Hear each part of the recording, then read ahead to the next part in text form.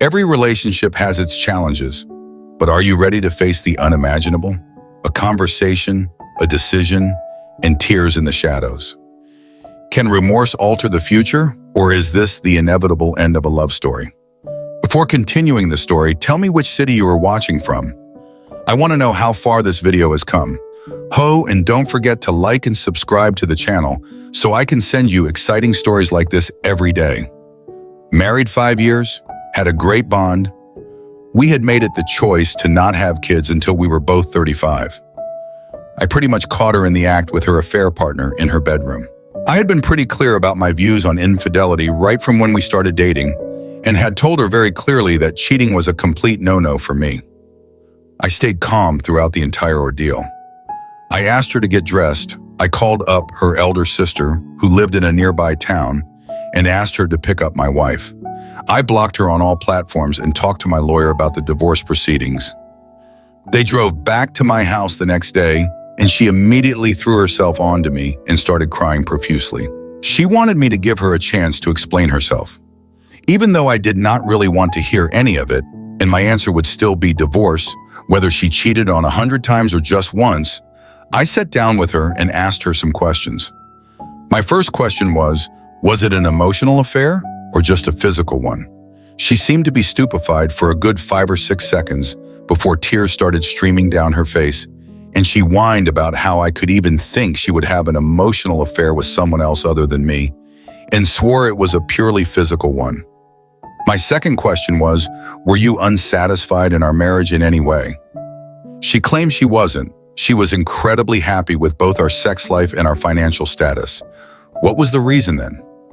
I don't know, she said, and absolutely broke down. She got on her knees and said she feels disgusted with herself.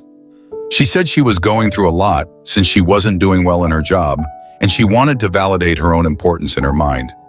She often talked to me about her job too. I supported her wholeheartedly, and she was also going to therapy for it. Even though I did not understand her reason, I did not poke much into it. How many times were you physically involved?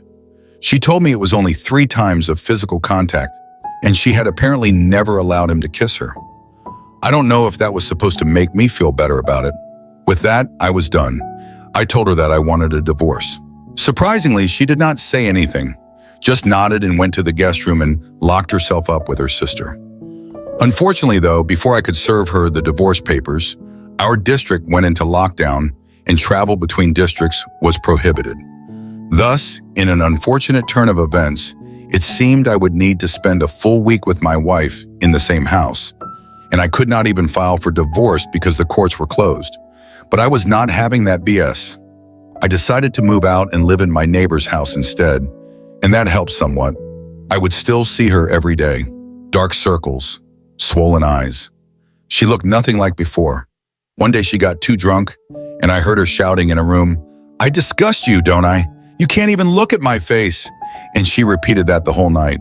Another day, I bumped into her talking to someone on the phone in the footpath in the front of her house, and she immediately started freaking out and screamed. A while later, she seemed to realize her mistake and walked away without another word. A week later, they moved away, and I moved back into my house.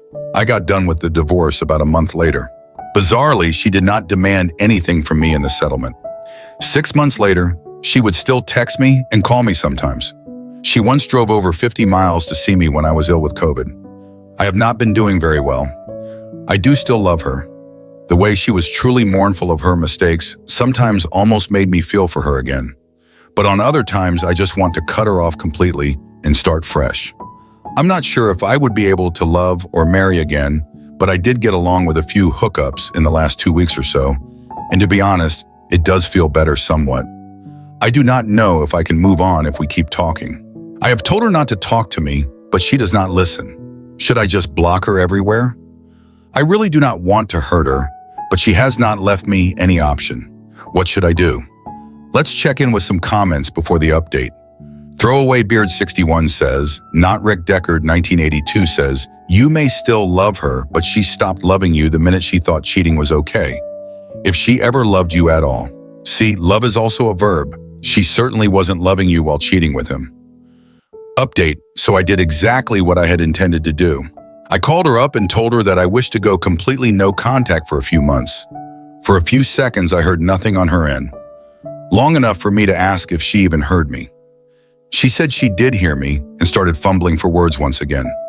I explained to her that it was not any fault of her. It was just me that was finding it difficult to move on with my life if we kept talking. She said she understood and promised not to contact me.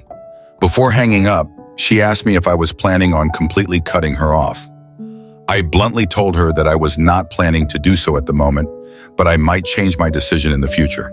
She told me it was all right, that I deserved to do whatever I needed to get over it, and told me that she would try to find a new job during these months. With that, I bid her farewell and proceeded to block her on all platforms. A few hours later, her sister called me up. She told me I had made a good decision, especially since ex-wife needed this no-contact period too. She only did a part-time job, hardly ever went out, and spent the entire day going through old pictures. Thus, at least for the moment, I feel like I have made a good decision. A lot of people have messaged me asking me several questions that were left untouched in the original post. Here, I would like to clear out some. How long has the affair been going on? According to her, they first had sex when she went on a work-related trip to another city, which was about 1 month before D-Day.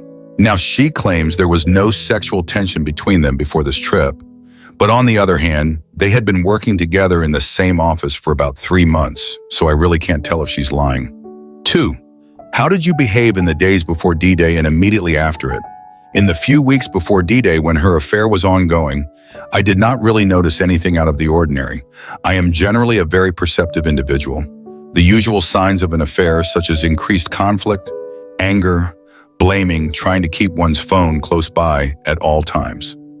I did not notice any of it with her. In fact, she only grew quieter every day. I figured it was because of the problems she was facing in work and had a good talk with her. She hugged my chest and cried for several minutes, and I did my best in comforting her. We also had a lot of sex that week, as we usually did every week.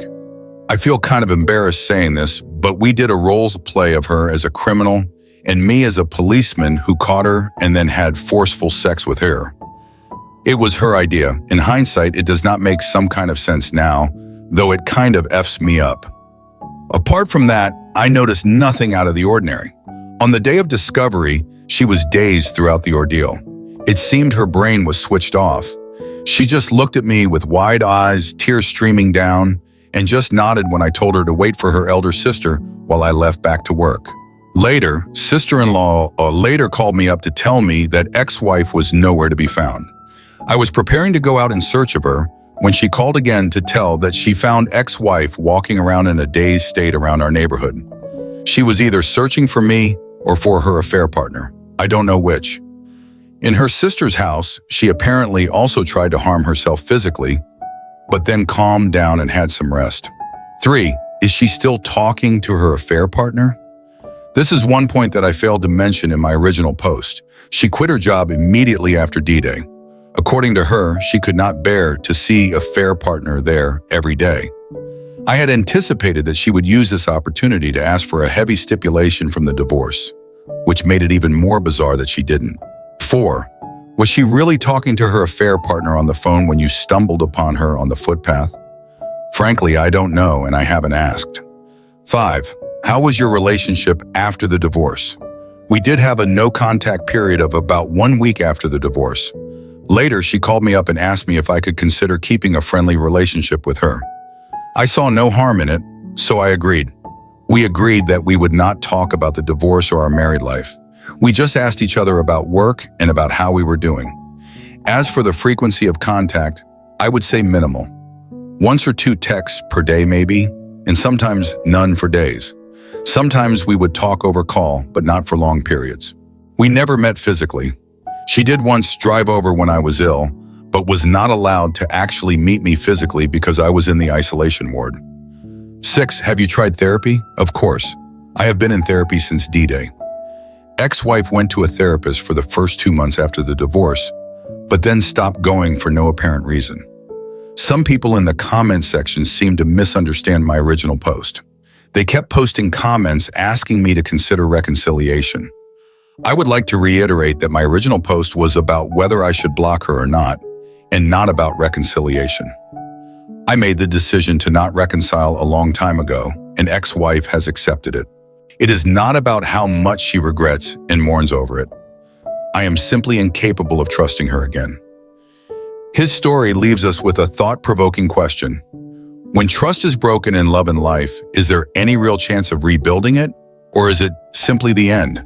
Should we give someone a chance to right their wrongs? Or should we walk away to protect ourselves? For him, the decision was made. But for us watching this story unfold, it's a powerful reminder of the value of honesty, forgiveness, and the strength that comes with letting go. This isn't just a story of a failed marriage. It's a lesson in how we face heartbreak and carve out a new path for ourselves. What about you? If you were in his shoes, what would you do? Share your thoughts in the comments below. If you found this story meaningful and want to see more content like this, don't forget to like, subscribe to the channel, and hit the notification bell so you won't miss any of our future stories. This is our space, a place to share stories and life lessons. See you in the next video.